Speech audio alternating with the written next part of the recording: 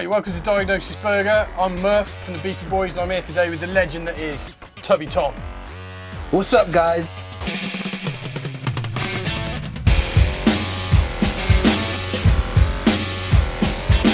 We're not doing burgers today, we're going to do our version of carne asada sort of tacos, which have beef in it. So that's why we got Tubby Tom here. And for those of you who know at home, he makes legendary rubs and sauces. The world's best. You cannot find better. Anyone else making rubs and sauces suck. Us is the only good ones. Yeah, it's true. That's why he's apparently. Here. Yeah. Right, so we're going to do like our sort of take on it. So we've got some flat iron steaks. So what sort of like rub and sort of seasoning do you reckon we should get on these? So the way I want to do it is just hit it with some of our garlic smoked rapeseed oil. Just to kind of get it lubed up. Yeah, so it's a smoked rapeseed oil infused with garlic. Yeah, yeah. And awesome. it just packs flavour, but also acts as a great steak lube for the rub. While you're doing this, I'm going to crack on making a salsa. So we charred off these vegetables. We're going to make like a pico de gallo sort of salsa. So I'm just going to crack on with that while you do this. So love it. Usually when you're using your rubs then, do you usually put a bit of oil on there first just to sort of get it going? I always do. You can oil it up, you can lube it up, or you can go bareback. But I think like, if we're going to be grilling over open flame today, these steaks are quite lean, aren't they? So we just want to chuck something, get that fire going, you know, lick a flame. Yeah. So now they're lubed up, I'm just going to chuck all of the season over. It will just stick to it and be awesome over that flame. So we're using flat irons today. I mean, usually with carne asada, I think they use flank or like brevet or something like that, but we're using flat irons. We get some amazing sort of like flat irons from our butcher in Hereford, Neil Powell. So a flat iron's actually taken from the chuck. So it's the same place you get the burgers from, and it's the second most tender bit of the cow after the fillet. Yeah, man. Yeah, okay. And about a quarter of the price as well. So. Yeah, exactly. I like these underrated cuts because, you know, when we're barbecuing, it's not always about huge, expensive tomahawks, although those are nice, and it's great to roast them and everything. But with these, when we just want to do it quick, slap it straight over fire, and it's just going to be cooked. And are we going to cut it against the grain to serve, or how do you do it with these? Well, I think what I'm going to do, once we've got it cooked, I'm going to chop it into little cubes, I think. So against the grain, little cubes. I just find in a taco and something like that, it's a bit easier to eat. Do you know what I mean? You're not going to pull out the whole taco when you're eating do you know what I mean? it. When you're biting into a I've been there. Pull the steak out, it's always frustrating, man. So I think that's what we'll do with this one. So what rub is it you're putting on there then? Yeah, so this is our taco dust, which we actually made by accident because we make a sauce called Adobo Loco, which is like a chipotle and lime kind of marinade, actually for tacos as well. But when we were prepping everything for the cook the next day, we blended up all the spices instead of just kind of chucking them all in at the start. Yeah. Tasted it, we were like, holy that tastes good. We've got another product. Yes, another product in the bag. And that's what taco dust was. So it's like, it's plain and simple. You kind of know what to do with it. But the idea is we get all of the spices in whole. We roast them, toast them, and smoke them. So cumin, we got coriander. It's nice and salty. We smoke the salt as well. So it's just like bags and bags of heavy flavor, which means we don't have to marinate this overnight. We can marinate this now, leave it for 10 minutes, slap it over the fire, and it's good to go. And look, it's really fine as well. So some of our rubs are nice and coarse, and it builds up nice bark. But actually this, all we want to do is kind of kiss the steak a bit, not overpower it too much. And, it's quite zesty, that one as well, isn't it? That, yeah. So that's one of my favourite flavour profiles, is just like citrus. Oh, with me. I love citrus. Especially barbecued stuff, do you know what I mean? Hell yeah. Fresh. Just works, doesn't it? Just helps cut through it all a bit. Exactly right. So I said I was only going to use a little bit on this, but what's funny is when I show people how I do it, they're like, you just used like a whole shaker on like one steak. What are you talking about? You wanted to buy another one, yeah. I got this end of supply, you see. So, so how did you start doing all this then, the rubs? I remember seeing your stuff in shops years ago. Like even I think that's cool. You must have been doing it for a long time. Yeah, man. It's coming up to 10 years now. So we've been doing it a while, and it all stems from the fact that I'm a big greedy boy, and I love eating, and I love, you know, tasty food. I hate bland food. I'd rather eat white dog shit than bland food. So we just got kind of like sucked into this world of like max flavor and how we can like process these ingredients and things to make it different to what you would get normally at the supermarket. Thanks very much. No worries. So it all started for us because I made a batch of barbecue sauce. Literally one batch of barbecue sauce, homemade from scratch, and joked about it, called it Tubby Tom's and stuff, tongue-in-cheek style, and joked about selling it, having it as a thing. And basically, we did it like as a piss take, and then actually got it into a farm shop, over farm down the road from here, shout out. And then it started selling really well for them. So we were like, oh shit, like, should we be doing this as a something? And then like for the next kind of year or so, I was like working in kitchens, or I was doing catering and all this sort of stuff. And then so you were chefing anyway? No, I would never say I'm a chef. I'm more like a pot wash kind of like guy. I got some jobs going, mate. Yeah, good. You know, if it's not work out for you. Definitely. So I spent a lot of time on pot wash, absorbing every bit of information I could get. And what was that, sort of like pubs and stuff, was it? It was in a bar in Cardiff mainly. Right, sweet. And I was there doing my MVQ in professional cookery, working there at the same time, as well as making my barbecue sauce on the side. Long story short, we kind of got f***ed over by the place that I was working. Oh, really? It didn't turn out to be the thing that I thought it was going to be. And we came back to Gloucester, immediately set this up as a business, even though it wasn't. And well, you just got to jump decided in to push it. Yeah, go for it. It was really crazy because we never intended it to be a business, but it's just snowballed into this like crazy thing. And my greedy nature means like I just cannot stop making new products, because we'll find out about, you know, a new way of processing spice or an ingredient or something, or we'll do something differently, or get access to a new supplier or whatever. And then I literally just dream about it. I dream about food. And then the next day I just want to make it there and then. I'm really impulsive with these things. So I bet all the guys at work love you then, because you keep coming in. They do, yeah, because every day I'm like, oh, we've got all of this stuff to make. Oh, by the way, I want to release 5 more rubs today, and can we get this done? And we've got a big Beefy Boys order to do as well. So Tom, he make our Hellboy sauce. Which is a really, really sort of spicy one. You do our Butty Back barbecue sauce. That's right. Love that one. We used to make these all ourselves, but it gets too like hard to do it. You know, whereas as it gets bigger, and obviously Tom's set up for it.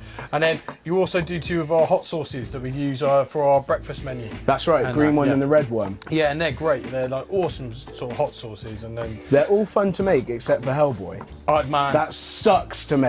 It's horrible. We die. We wear gas masks, and we have gloves, arm protectors. We obviously have all of our actual kitchen gear on, and no matter what you do, that spice, that Reaper spice and chili extract, it gets into the air. Oh man, it's horrendous, isn't it? We breathe it into our lungs. Do you know what I mean? You cannot escape it. Anyway, it's the worst product we ever make, because it's so spicy, and but it's so popular, right? People love it. So we make tons of it. Yeah. Well, I remember the first time I ever made it was at home. So we had so many people coming up to the truck being like, "We want a spicy burger."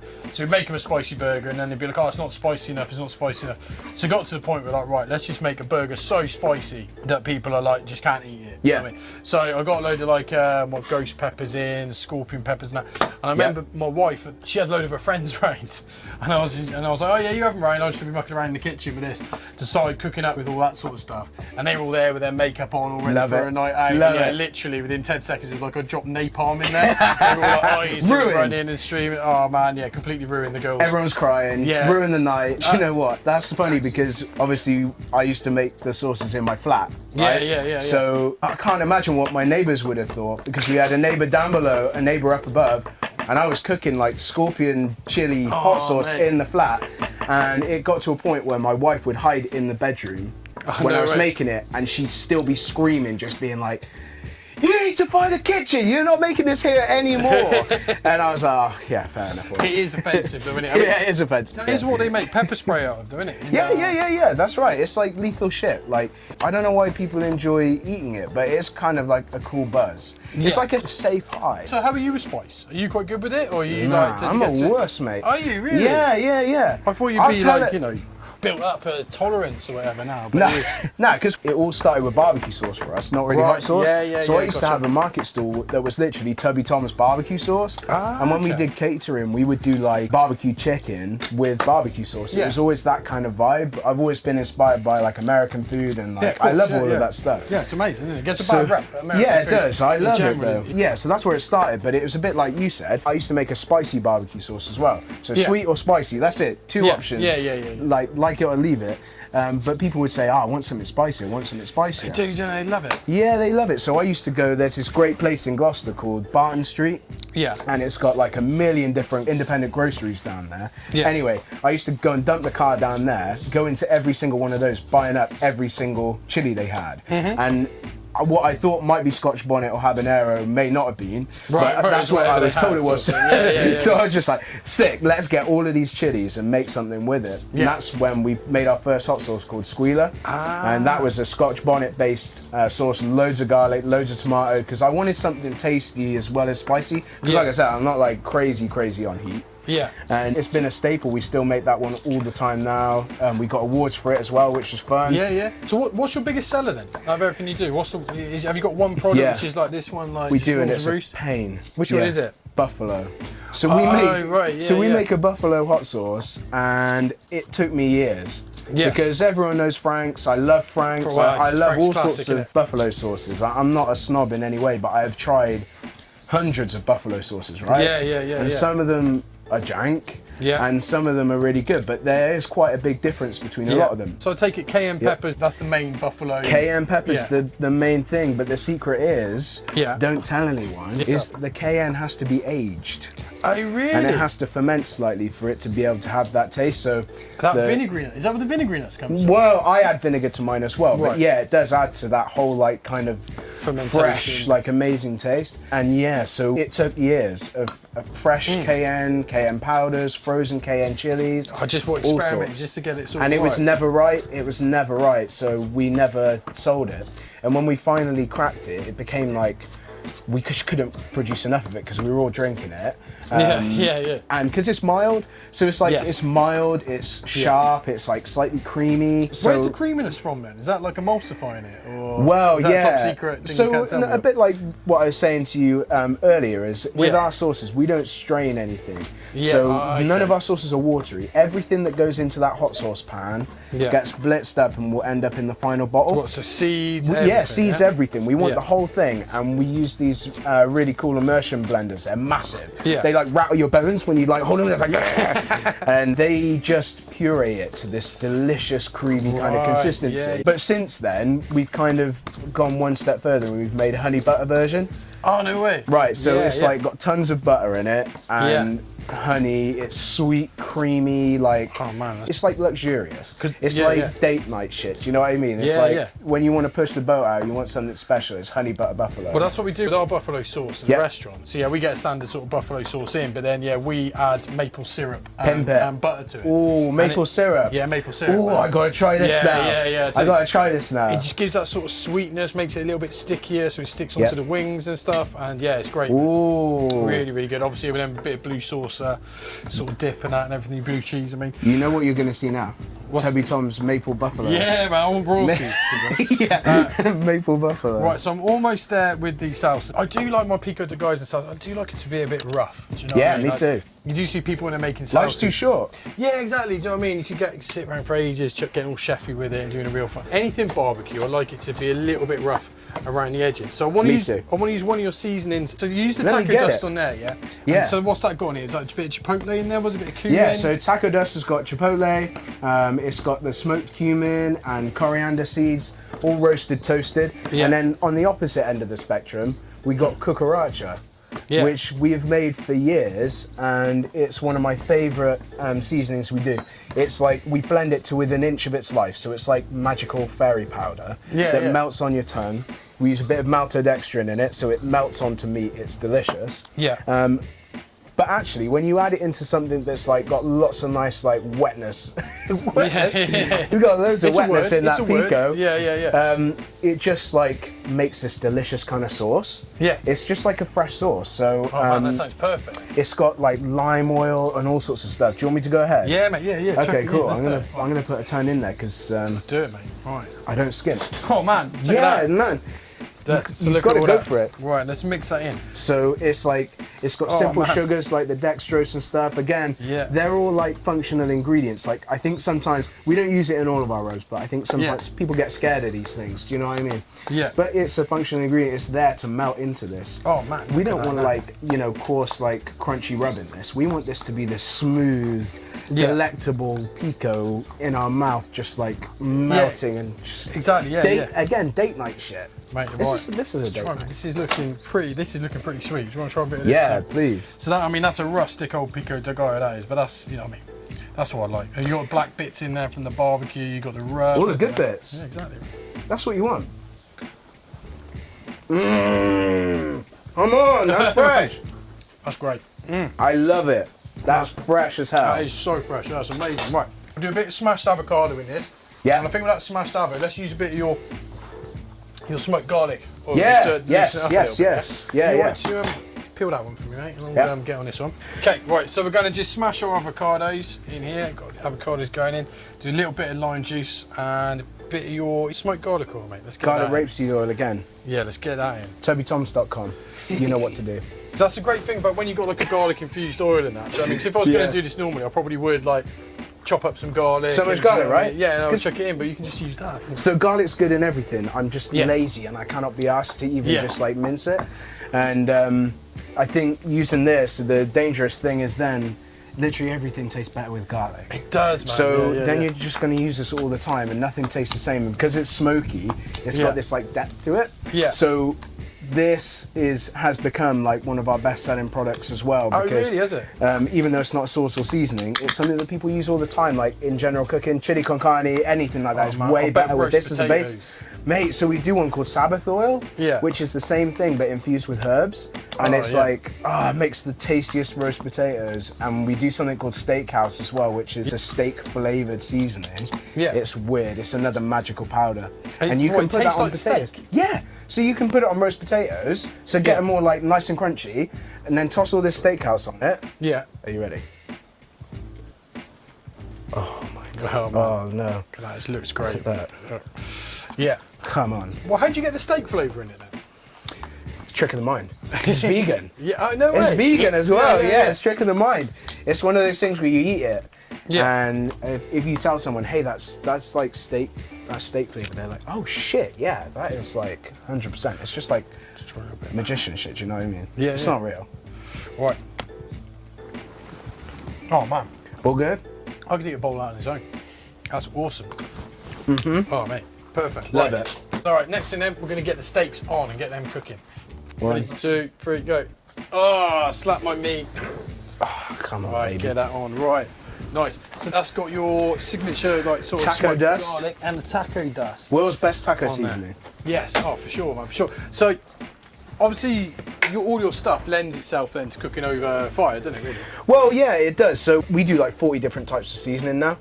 Some of them are great for barbecuing. Some of them are more for like midweek cooking, like pimping up your home meals. Yeah. But you can use any of the rubs over flame as long as you're keeping them nice. So some of them have got higher sugar content. Yeah, of course, yeah. If you did what we're doing right now, it would just literally scorch it, and it would Yeah, be yeah, super yeah, burnt, yeah. super acrid. But we could reverse sear something. Yeah, Say yeah. chicken. I love sweet rubs on chicken. Yeah, man. So we just brought that one called Holy Smoke out. So we smoke sea salt over pecan wood, Oh, man. and then make it into a really sweet kind of barbecue rub. Yeah. But it's really good on pork and chicken. Yeah. But you gotta cook it low and slow. It's gotta be Yeah. like You tender, don't want to burn that sugar. 100%. But I also love char. So we always just reverse sear that sort of thing. Yeah. But you got to keep an eye on it. Yeah, Whereas something yeah, like yeah, the yeah, Lone yeah. Star, that's lean. Texas lean, no sugar, no nothing. It's just like pure flavor, but it's not going to catch and burn. So the Texas Lone Star rub you do, that's more of like what, a salt, pepper, garlic sort of thing, is So it? it is, but as with everything we do, being tongue in cheek, we call it like Texas inspired because it is. Yeah. But we actually use MSG in that rub. There's nothing wrong with MSG. 100%, right? It really annoys me when people Yeah. people don't. We don't use it on our burgers, but we do use it in our fried chicken. Yeah, has to be in fried chicken. Yeah. If you don't like MSG, you suck. Yeah, I think there was loads of propaganda about MSG. Yeah, wasn't in there, the in 80s, first and it's place? still Yeah. carrying on the Chinese restaurant syndrome. And it was It's all nonsense, bullshit. wasn't it? It was all like, it was some guy that was like a mad racist or something. Yeah. Didn't like Chinese people, and he wrote a paper Yeah. where he said it gave people headaches and shit. Right. But it's just seaweed salt, isn't it? That's, Right, that's yeah. why. It's the same as eating too much salt, right? Yeah, Everything in moderation. If you eat a really salty meal, you're gonna feel thirsty, right? Yeah, of course. You have like, burger and fries, you're gonna want to drink afterwards, whether it's yeah. got MSG in it or not. Yeah. It's like the level of salt you eat. and it's exactly the same with MSG. It's an amazing ingredient. It is, man. It's so underrated, and it's so versatile with stuff. I do use it a lot at home. I use it a lot. During lockdown, we got like, you know, none of the takeaways were open. Me and my wife were gagging for a Chinese. Yeah. So I tried a couple of things that just didn't taste right. Like, I thought, I'm just ordering some MSG. So I ordered some MSG, and like my Chinese cooking now is amazing. Right. It tastes how it should. If I might do egg fried rice, all that stuff, it tastes. And if you're gonna like make Chinese style food, it's disrespectful if you don't put MSG in. Come on. And it is great. And so we went on holiday not so long ago, and we went down to Tenby. And I love Tenby. Oh, it's a lovely place. And so we went down to cook some food. And I thought, well, one night I'm going to do noodles. Yeah. So I got a little white bag, Ziploc with MSG. Looks like I'm smuggling cocaine into Tenby. Yeah. So we go down, and then one morning my wife's like, oh, I'm going to make pancakes. So she makes these pancakes, and we're all sat there having these pancakes. I'm like, mate, these pancakes taste a bit funny. Yeah. Real savoury. So there's something wrong with these pancakes. So I followed the recipe. I was like, oh, did you? So it turns out she thought MSG was the sugar. So we were eating his pancakes with like 3 or 4. So delicious. So delicious, but something strange about this. It's a very savoury old pancake. A common misconception with MSG as well is that it's like a wonder ingredient that can make anything taste good. It's like a cheat's way to make things taste good.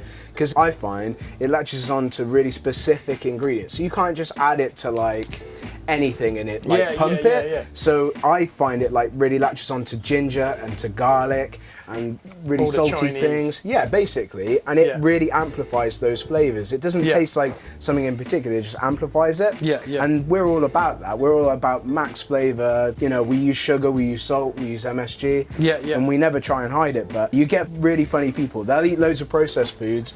Like Pringles and everything like that, Doritos, everything's got MSG in.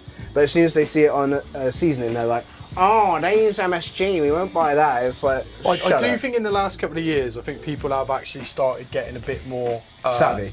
And they kind of understand now. Actually, it's a genuine ingredient. Definitely. I mean? 3 billion Chinese people can't be wrong. Exactly. Yeah. I was eating fried chicken in this Caribbean place in Bristol yesterday. And it was so good. It tastes like, you know, when you do homemade fried chicken. Where it's just like, it's like kind of a little bit brown. It's like just homemade style. But the key in that was just, it's that MSG. It's in all good fried chicken. Well, it's got to be in KFC, isn't it? It's got to be. That's the secret ingredient. It has to be, No, I'm with you on that one. Right, so we're trying to want to get a bit of that sort of smoke flavour into it as well. What kind of wood is that? So this is oak. This is Hereford. It's the same oak that we use to smoke our pastrami, because we make our own pastrami at the restaurant. You do? I know where you get the wood from. Oh, do you know the guy? Yeah, Birchwood. Birchwood, Birchwood Forestry. Yeah, so Birchwood Forest is where we get So our it was wood from, because I did a delivery to your place. And I saw this loads of wood stacked up there. And I was like, wait, where'd you get all of this wood to the guy that was there? And he was, oh, it's this guy down the road. Like, I was like, okay. So literally, I left your place, found this guy's number, called him, and I was like, are you in? He's like, I'm really busy, but you know, come on down. And then I just like turned up to his farm and then got this amazing tour of how he makes all the charcoal. It's awesome, isn't it? Yeah. It's a great and he's operation. Got all of these acres of wood that he can use for all of this stuff. The flavour is insane. I love seeing it when he opens up those massive tanks of like charcoal, and it's just absolutely rammed full of charcoal. But I was just like, can I have this stuff? And he was like, no, you can just take some of the stuff that's already bagged or something like that. He was just like, I really want to just take that right now and cook with it. But the flavour was awesome. We got loads of different types of wood from him, and we're just slowly working our way through it. But well, it's that nice thing, because obviously the beef's local. This is from Hereford, it's Herefordshire beef. The wood's from Hereford, you know what I mean? So we do like to keep it all sort of in with those same things. I cook a lot of steaks at home, right? Do you know I used to be vegan? No way. Yeah.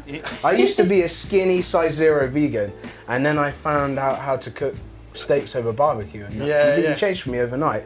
But one of my favourite things is, although we were saying earlier, it's nice to get the underrated cuts. I do really like Côte de Boeuf, or like these sort of things. You can get it really thick. And you can effectively like roast it over fire. But then it got me thinking that because barbecue can sometimes be a bit of a gatekeepery world, not oppressive, but like a daunting kind of world to like newbies and stuff.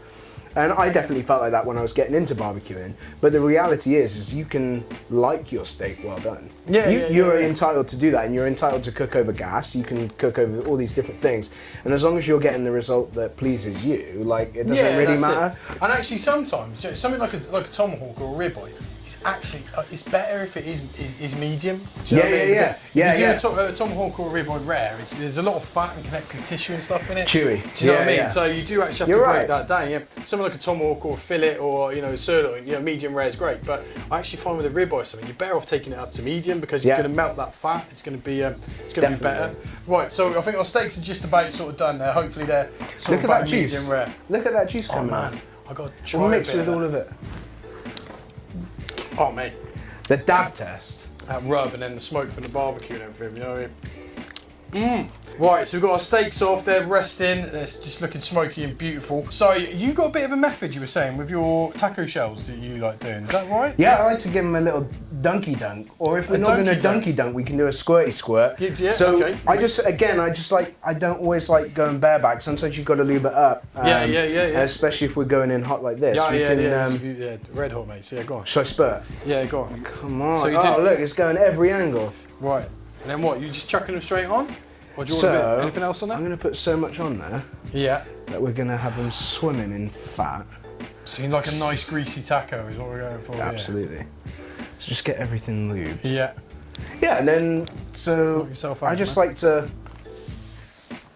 really get it dirty. Wow. You probably do this, do you? Yeah, we do when we do a birria tacos. Yeah, we dip those into the fat for the meat. But that's special. That's that special stuff. I do birria. Oh man, I smell that garlic straight away. That's so good. Yeah, and then what I like to do, because I'm greedy, I will just stack these up at the end, salt them. Yeah. I always make extras just so that I can... Just have a plain taco? Snack while I go. That's what I'm talking about. Look at that, come on. Oh mate. Oh, so you got a nice bit of crisp going on there as well, yeah? We'll chuck them onto here whenever you're ready, man. So fried, not baked. Yeah. Nice. On straight on here? Yeah, just go straight on, mate. That's cool. We'll build them up on there. Right. Overlap? Yeah, overlap them with whatever. Yeah, that's it, doing the free like that. It'll be all good. It's like a pancake. It is. I do love a taco. Right, so let's chop our steak up. So this is going to be sort of the moment of truth. So Tom, while I'm slicing this steak up, mate, do you want to char our 100%. Lime, mate? It's always nice to get a little bit of char on your lime. Leave it with me. Hopefully. Oh, there we go. Come on. So we got that there, right. Here we go. So I'm going to do this into cubes. Look at that juice and char. That's what we want, all that rub and everything. Expertly cooked. Oh man, it's such a lovely cut to work with these as well. Do you know what I mean? The flat irons, I do love them. So look, it's lovely and tender, so soft, man. That's perfect. That's how you should cook it. Oh yeah, totally. It's always fine with the flat irons as well. You've always got to be medium rare to medium. You don't want to go any further than that with a flat iron. Not because like being like a steak snob or anything, but just because the fact it's not a great cut for cooking well done. Do you know what I mean? There's not much fat going through it. Right, man. Shit, that backfired. I know. It's hot. Right. Thermopens also work as stabbers. Look at that. Where there's ash, there's flavour. Okay, so here we go. We've got our lovely bit of sort of steak in there. Let's get in. Let's try a little bit. Got to taste it. Wow, Stop messing around. Well. Stop messing. I reckon we could get a bit more of that rub on there as well. Yeah, absolutely. So one of the things we always do on the barbecue courses and stuff, when we're showing people how to use the different types of rubs, even when we do something like ribs, we get a load of big, fat, chunky ribs, we slice them up, and after that, we put another little bit of the seasoning on top, and it adds this like level of crunch, that fresh like salt, fresh sugar on the top, just like combats it. Is so good. You can't go another bit, can you? Well? Double season. Man, chuck a bit more now.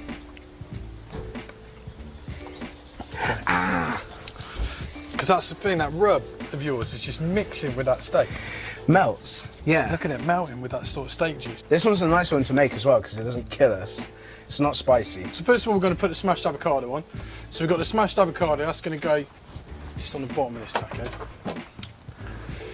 Just spread it all out like that, right? A bed of creaminess. Yeah, avocado's just great in the taco, isn't it? Do you know what I mean? Just adds that sort of How is it so good? Because when I was growing up, I thought, well, actually, I don't know if I even ate avocados as I as I was growing up. But I remember the first time I tried it, I was like, it tastes like nothing. Yeah. It's just like rubbish. But now it has that fresh like creaminess and cleanness. It's like that cleanness, and then everything else we cook, it's always so seasoned. Yeah, yeah. And salty and fatty and delicious. And it just like combats it so well. Well, that's the thing. I think with the avocado, it's a bit of a carrier for flavour, isn't it? Do you know what I mean? If you put some stuff on there, you can like, do you know what I mean? Like if you put a bit of like your flavoured oil in there, lime juice, a bit of sort of rock salt, and then it just makes avocado amazing, doesn't it? I'm so hungry. So the other thing we got here is these other two sauces. So tell us about these two. Do you want to show Right, so we got double whammy. So we're going to do some crossing of swords in a minute. We've got our jalapeno and lime one called Pablo. That's an award winner for us, and it's something we make all the time. Uses a ton of fresh coriander, which is a pain in the ass to cut, but it's worth it. And then taco drip is actually, this is a secret, is a riff on our buffalo sauce, which we love so much. So it's a cayenne base, really vinegary, but we add a ton of lime juice to it, lime and sweet orange, and it's just like cuts through stuff. So we've got something that's light and herby, and then we've got something that's gonna like cut through everything, and together, they combine to this delicious thing. So what do you think, mix them up, put a bit of both on them, yeah? Yeah, I think we should drizzle at the same time. Do it, mate, do it, let's do it. Right, okay. Oh, man. It's also the colours like as well, Shrek. isn't it, man? That's, oh, look at that. Right. This is Shrek sauce. Okay, so... Shrek's got excited in the swamp. Right, man, all right, so... We got one more thing. So worth it. Dirty limes. Oh, and let's have a bit of squeezed Really dirty lime over it, man. Ashtray limes. So we've got a charcoal lime, bit of ash in there. Nice. And then... Oh, what, a little sprinkle, a little finishing salt. Just a bit right over the top. Oh, come on. Oh man, this is going to be amazing. This is healthy as well. Yeah, well it is really, it's, yeah. Well there's nothing That's bad a lot in of it. veg, It's all grilled meat. fresh. Yeah. This is 1 of your 5 a day, 1 of your 5 tacos a day. Right, should we do Do we this? get to eat these now then? Of course we do. It's mate. not just for show. So I think it's something, there's 3 here, I can see Lee's gagging. Yeah, get in mate. Go on, mate. No. He was like, you ever seen that video of that raccoon that runs in and grabs that food and runs off? Yeah, trash panda. Alright mate, so we ready to do it, yeah? Yeah, cheers guys.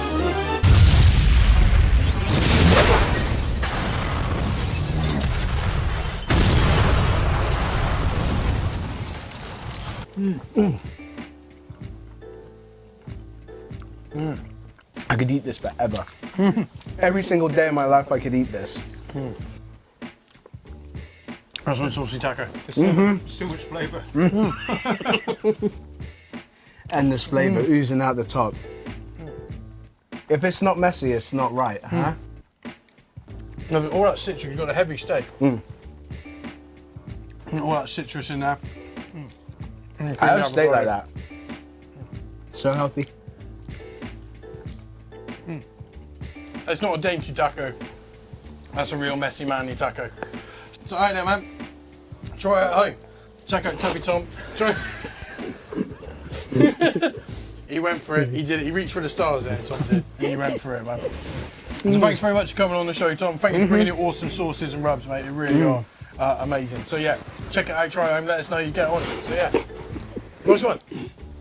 Peace.